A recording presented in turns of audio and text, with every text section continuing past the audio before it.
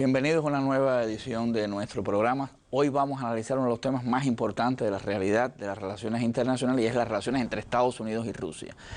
Por un lado, hay la posibilidad de reanudación de negociaciones y de conversaciones, y por otro está el tema de la confrontación que se ha impuesto con esta administración y con la administración anterior. Para analizar estos temas, tenemos con nosotros invitado al profesor Juan Sánchez, un diplomático de larga experiencia en el Servicio Exterior cubano, profesor hoy del Instituto Superior de Relaciones Internacionales, experto del Programa Nacional de Investigaciones sobre Relaciones Internacionales, fue embajador en los Balcanes, un gran conocedor de esa temática. Juan, bienvenido. Muy buenas tardes, muchísimas gracias por la invitación. Juan, dime una cosa, esta discusión que se está dando de las relaciones Rusia-Estados Unidos, ¿tú crees que esta es una hostilidad estructural que va a mantenerse o crees que puede haber algún tipo de conversaciones, negociaciones, etcétera? ¿Cómo tú ves? Yo pienso que esta es una hostilidad que es estructural. En estos momentos el mundo se encuentra en un proceso de transición evidente. Es decir, no sabemos si hacia un mundo multipolar o hacia otro tipo de estructura, pero lo que sí está claro es que el mundo está en transición. Estados Unidos como país está también en transición. Rusia ya hizo su transición y en estos momentos está definiendo o terminando de definir su identidad como tal.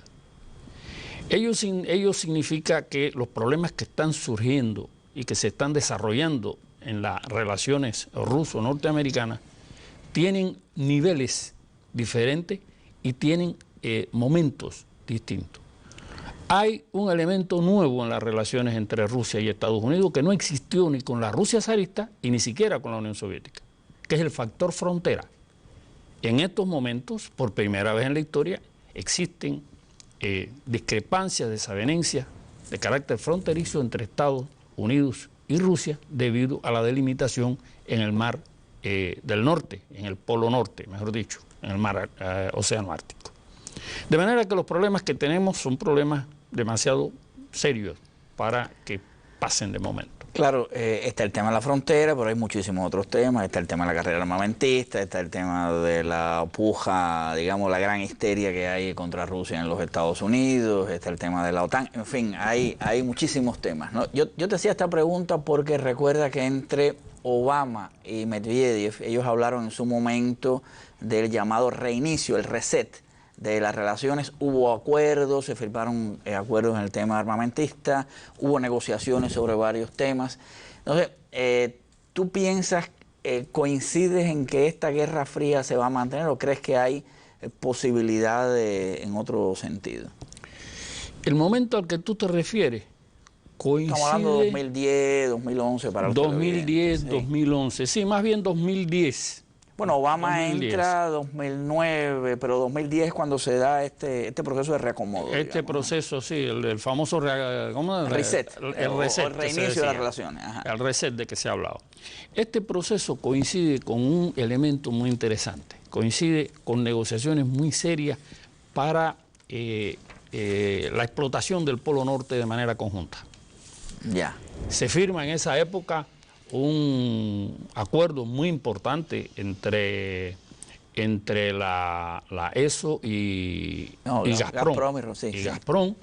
Se firma un acuerdo que yo en su momento titulé como el acuerdo del siglo para la explotación conjunta. Ahora le dicen el acuerdo del siglo entre Rusia y China. Sí, ahora se le dice el de Rusia y China. Pero en aquel momento yo lo llamé como el acuerdo del siglo para la explotación de los yacimientos de petróleo y de gas que hay en el Polo Norte, que era un acuerdo que llegaba incluso en sus ramificaciones diferentes hasta el Mar Caribe. Es decir, hasta aquí iban a colaborar en conjunto ambas potencias. Ese acuerdo, impulsado por el señor Henry Kissinger, que en aquellos momentos también fue condecorado, incluso fue Kissinger por el presidente Putin, por su aporte al futuro de las relaciones ruso-norteamericanas. Y ese acuerdo también ha quedado en stand-by en estos momentos. No, claro, prácticamente toda aquella negociación se firmó también el START 3, recuerda, el acuerdo de limitación de armamento estratégico. Todo aquello prácticamente, vaya, se derrumbó y a partir de el 2011, bueno, tú tienes tu periodización, ¿no? Pero a partir de ese periodo estamos en un incremento de la espiral tremenda, ¿no? Pasó la guerra de Ucrania, en fin, y toda la situación que vemos ahora. Coméntame ¿por qué tú crees que falló ese entendimiento? Un momento que yo pienso que es importante recordar. Quien firmó aquel famoso acuerdo del siglo sobre la explotación conjunta en el Ártico fue el señor Tillerson, sí, que después fue el secretario de Estado del presidente Trump, el primer secretario de Estado de Trump. En los primeros momentos de Trump. Es decir, con esto estoy llamando la atención sobre las fuerzas que estaban apoyando a Trump en sus inicios cuando él lanza su candidatura. Eran fuerzas que en su inmensa mayoría veían a Rusia como un futuro partner.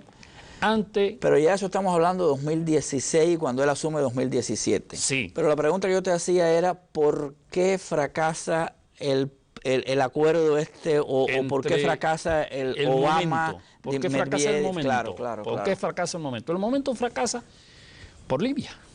Claro, pero los rusos estuvieron. Los rusos se abstuvieron en la votación no pensando que Estados Unidos y Occidente le iban a dar a Libia el tratamiento que después le dieron. Es decir, cuando ellos se abstienen en la votación, esperaban otro desenvolvimiento de Estados Unidos. Hubo declaraciones muy fuertes de el entonces primer ministro Putin sobre ese tema, mostrando su desacuerdo y su gran disgusto con la actuación de las potencias occidentales después de la atención de Rusia. Sí, ahí se abstuvo Rusia, estuvo China. E inmediatamente después de Libia comienzan los ataques a Siria. Está claro. Y es ahí donde empiezan a enrarecerse la atmósfera en las relaciones ruso-norteamericanas, porque los rusos tenían intereses muy concretos en Siria. Y ahí ya sí los rusos empiezan a vetar. Claro. Anteriormente Rusia no había vetado con la asiduidad que lo empieza a hacer en el caso de Siria. En el caso de Siria. Ahora, se habla por los estudiosos de las relaciones internacionales y de ese periodo, y es importante conocer la historia reciente para entender lo que está pasando ahora y lo que va a pasar sobre todo, que el punto clave fue el tema de Ucrania. Por supuesto, el golpe de Estado que le dieron a Yanukovych, después los temas de Crimea. ¿Cómo tú ves el papel de la crisis ucraniana en esta relación que estamos analizando hoy entre Estados Unidos y Rusia? Profesor, en mi opinión, el problema de Ucrania tiene su raíz interna en la incapacidad de la élite política ucraniana para lograr la unidad nacional. Está claro. Sí, sencilla y llanamente, no hay otro mayor culpable que ese. Rusia estaba haciendo un programa, tenía un plan para restablecer de alguna manera lo que en su momento fue el mundo ruso. ¿Sí? La Asociación Euroasiática debía incluir nuevamente a todos aquellos territorios básicamente poblados por rusos, Rusia, Ucrania, Bielorrusia, Kazajstán. Sí, muchas de las repúblicas de la antigua Unión Soviética. Exactamente. También tenían y tienen a nivel militar el Tratado de Seguridad Colectiva, que en aquel momento no se pensaba incorporar a Ucrania. Ucrania siempre ha tenido un nacionalismo, ahí vaya, tiene sus especificidades. No es exactamente como Belarus, no es como Kazajstán. Sí. Pero bueno, estamos en la crisis ucraniana. El tratado, es decir, la Unión Euroasiática sí tenía como objetivo fundamental la inclusión de Ucrania. Y entonces, en ese momento de la inclusión de Ucrania, la parte occidental de Ucrania, que ha tenido históricamente un desarrollo muy diferente al resto del país, muy vinculada a Occidente, incluso históricamente en su momento llegaron a apoyar a los nazis en contra del resto de Ucrania y de la Unión Soviética, pues en esos momentos prácticamente se subleva contra el desarrollo de los acontecimientos en Ucrania y la perspectiva de que Ucrania pudiera entrar dentro de la Unión Euroasiática. Occidente le da a Ucrania en esos momentos la posibilidad del ingreso a la Unión Europea. Yo creo que ahí hay un matiz para un poco adicional. Yo creo que hubo acciones clarísimas de los servicios de inteligencia occidentales, claro, para propiciar la salida y el golpe de Estado de Yanukovych. Claro que sí. Otra segunda revolución, digamos, naranja, como habían hecho anteriormente en el 2005. Claro que sí, ese. Ante este golpe de Estado, claro que se hace para sacar a Yanukovych del juego en la lógica de evitar la concreción de esto que tú estás hablando, de la integración euroasiática, y para hacer que avance los intereses occidentales, que es la Unión Europea, que es Estados Unidos y que es la OTAN. Sobre todo. Claro. Entonces, el tema ucraniano crispa mucho la relación. No, bueno, disculpa que te haya interrumpido. No. Es correcto, porque además el factor ucraniano, como tú dices, pone prácticamente a Rusia ante el peligro de que la OTAN se sitúe a unos cientos de kilómetros de la capital rusa. Bueno, estaba la base de Sebastopol en el Mar Negro y estaba la perspectiva de que la OTAN, incluso Putin lo dijo, que la OTAN llegara al Mar Negro. Y ahí caíamos en el tema de Crimea. Bueno, vamos a hacer un paréntesis y después seguimos discutiendo estos temas. Muchas gracias. Cada día estoy al tanto de los acontecimientos nacionales y extranjeros.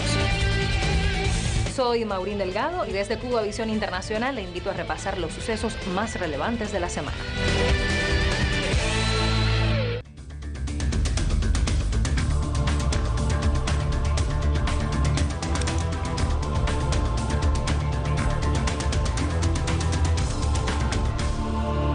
Continuamos analizando el tema de las relaciones Rusia-Estados Unidos, las complejidades de la situación actual y las posibilidades de un reacomodo, si existen.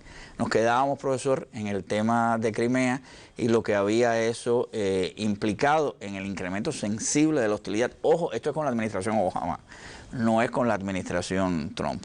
A partir de este periodo se incrementan las sanciones, bajó el precio del petróleo o lo hicieron bajar, y se dio una situación sumamente complicada. Ahora, tú mencionaste que la primera expectativa o la primera iniciativa del secretario de Estado, el primer secretario de Estado de Trump, fue Tillerson. Incluso lo habían condecorado, fue magnate petrolero, etcétera. Pero lo que ha pasado no tiene nada que ver con esta idea inicial de que Trump iba un poco a bajar la hostilidad con Rusia. En tiempos de Trump, ¿cómo tú ves la situación? Bueno, la impresión que yo tengo es que Trump, es decir, el equipo que respaldaba a Trump fue totalmente sustituido de la administración norteamericana. Casi que son dos administraciones. Son dos administraciones y por tanto tenemos dos Trump. El que preparó sus elecciones haciendo toda una serie de promesas y el que está actuando en estos momentos que está haciendo todo lo contrario. Es el indeseable Bolton. Exactamente.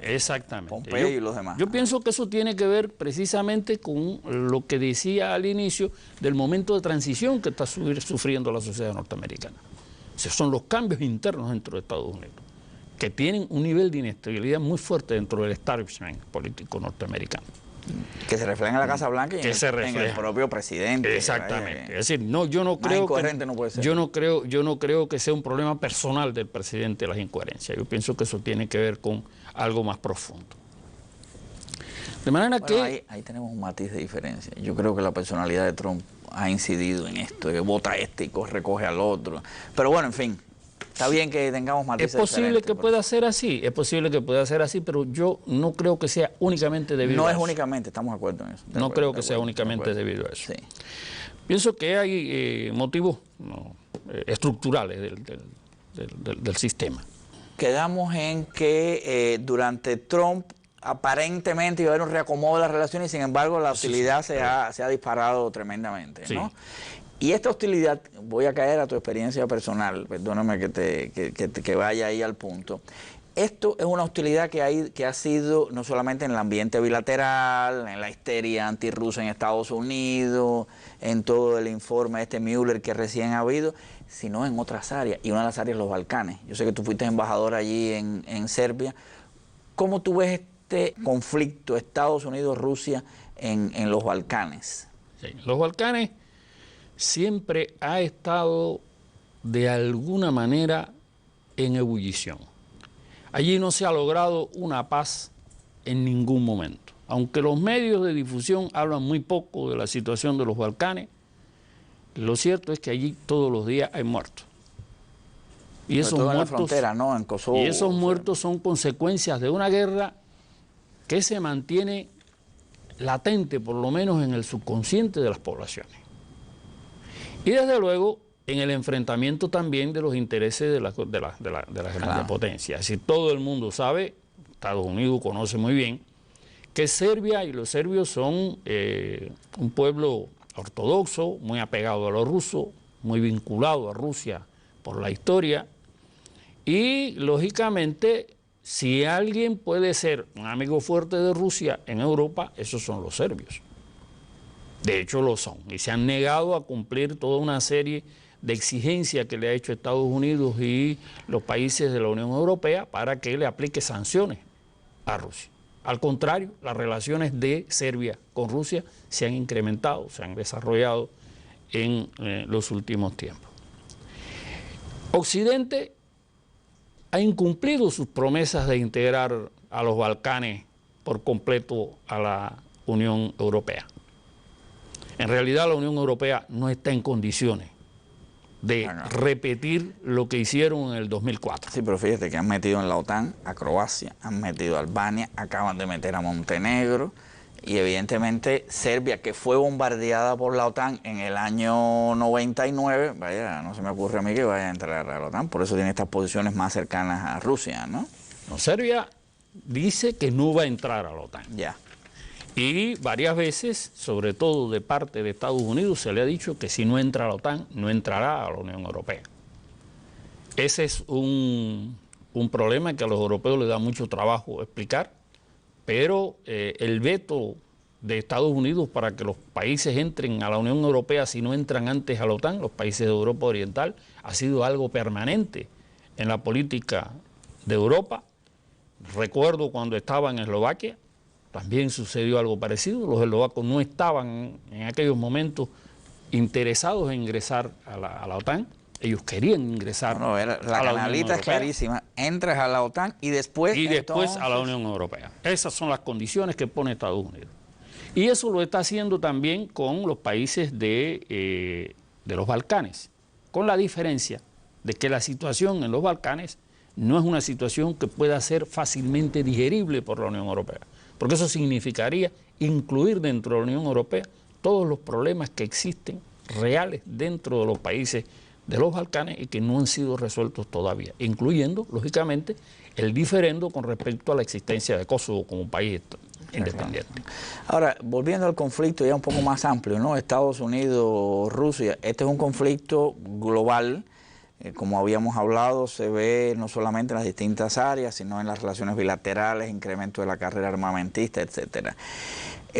Como habíamos mencionado, se dio esta histeria, o sea, existe esta histeria, ¿no? De que los rusos se habían metido en las elecciones americanas en el 2016, que habían ayudado a Trump, etcétera. Acaba incluso de salir la publicación del informe Mueller. Ajá. Que dice dos cosas, ¿no? Una, que no hubo colusión entre Rusia y la campaña de Trump, pero por otro lado que no puede decir que el presidente no violó determinadas acciones de Estado, ocultó información o, como dicen ellos, tuvo obstrucción de la justicia, etcétera. En medio de esta situación de incremento de la hostilidad, ¿qué está pasando? Se dio esta llamada telefónica de Trump a Putin, hablando de varios temas, el tema de Venezuela, el tema de Corea del Norte, etcétera. Se dio la visita de Pompeo a Sochi, se entrevistó con Lavrov, con Putin. ¿Cómo tú estarías viendo un poco en el escenario, no? Sé que tú en el Instituto de Relaciones Internacionales y yo en el Centro de Investigaciones de Política Internacional tratamos de escudriñar un poco los escenarios. ¿Cómo tú verías esta dinámica, ¿no? De cooperación o de conflicto, y específicamente el caso de Venezuela? ¿Cómo tú percibes eso? Porque es un tema importante que nos atañen a todos, ¿no? Sí, estos son temas muy, muy serios y yo he pensado bastante sobre estas situaciones Mi opinión en general es que Estados Unidos necesita de momento refrescar un poquito el nivel de temperatura que tienen sus relaciones, particularmente con Rusia. Es que ha metido la temperatura altísima contra todo el mundo, contra México, Canadá, contra China, contra Rusia. Lo que no significa, desde luego, que eso vaya a entrañar un cambio, digamos, importante en el desarrollo de los acontecimientos. Si hubiese algún cambio fundamental en las relaciones entre Estados Unidos y Rusia, habría que esperarlo después de las próximas elecciones presidenciales. Antes de las próximas elecciones presidenciales, yo no lo espero. Coincidiendo contigo ahí, hay intereses que van mucho más allá de la presidencia, hay elementos de estructura. Está el complejo militar industrial norteamericano, interesado en que haya un enemigo de verdad, porque anteriormente el enemigo era el terrorismo, pero para subir los gastos militares más de 700.000, tú tienes que tener un enemigo, y el enemigo es Rusia, claro, y el enemigo es China. Sí. Ahora, ¿tú crees que haya algunas conversaciones, por ejemplo, para ver conflictos actuales, caso Venezuela, caso Corea del Norte? ¿Tú excluyes las posibilidades de conversar sobre esos temas? No lo excluyo. Incluso yo pienso que los rusos están interesados en que hayan conversaciones. Es decir, nunca existió un vacío de diálogo tan grande en las relaciones entre Moscú y Washington como en estos momentos. Y el diálogo es importante, aunque no resuelva los problemas, aunque no lleguen a ponerse de acuerdo, pero por lo menos es una vía para impedir que los acontecimientos lleguen a sus extremos. Yo creo, perdóname, profe, el tema del respeto por parte de los rusos a la soberanía de Venezuela, al gobierno legítimo de Venezuela, es un elemento importante. Los americanos reconocieron a Guaidó. Sí. Sin embargo, todo el tiempo los rusos están con un nivel de comprometimiento con Venezuela en términos de suministro de armas, en términos de apoyo económico. Y claro que pueden haber negociaciones, pero siempre sobre la base, por supuesto, de los intereses de la soberanía venezolana, ¿no? Sí, tú tienes razón en eso. Hay un elemento que no podemos olvidar. Yo decía hace poco que Rusia es un país viejo nuevo. Es decir, para los rusos el problema de la soberanía es muy importante. Claro. Como para todo país nuevo. Por tanto, ellos con esas cosas no juegan. Y el respaldo a la soberanía de Venezuela es fundamental en el comportamiento de política exterior de Rusia. Ellos lo han dicho y lo han afirmado en reiteradas ocasiones. Pero además, en la práctica lo han hecho. Han dado señales inequívocas de que ellos respaldan la soberanía de Venezuela y que la van a respaldar al máximo de sus posibilidades. Lo cual se ve también en el caso de Cuba. Es decir, hay un nivel de compromiso importante, al más alto nivel de Rusia con relación a Cuba, participación en los procesos de inversiones en nuestro país, una defensa del derecho de Cuba a la autodeterminación, una crítica a la Helms-Burton, es decir, y hay un proceso de estrechamiento de relaciones. Bueno, profe, no sé si te queda algo que decir. Yo creo que es la primera vez que te tenemos por acá en el programa hablando de estos temas. Son temas que van a seguir en agenda cada vez que hay un gran acontecimiento, una cumbre del G20, un encuentro Putin-Trump. Sabe que a la prensa le encanta hablar de esta cuestión. Así que te vamos a volver a invitar. Gracias por estar acá con nosotros. Dime si te queda algo así. Con mucho gusto, siempre que reciba una invitación voy a asistir. Te confieso que me he sentido muy bien en esta conversación, aunque los temas en realidad han sido temas que han obligado a reflexionar y a pensar rápido, además, porque la televisión no da mucho tiempo. Esos son de los problemas que tenemos, ¿no? Pero con mucho gusto, si me vuelves a invitar, estaremos acá. Ok, bueno, muchas gracias al profesor Juan Sánchez por haber estado acá con nosotros. Es un tema que inevitablemente hay que darle seguimiento porque es unas relaciones entre dos grandes potencias que tienen intereses a nivel global y que nos afectan a todos en cada una de las latitudes donde nos encontremos, y claro, desde América Latina mucho más, desde nuestra región, específicamente desde nuestra isla, desde Cuba. Muchas gracias a ustedes por la atención que nos han prestado.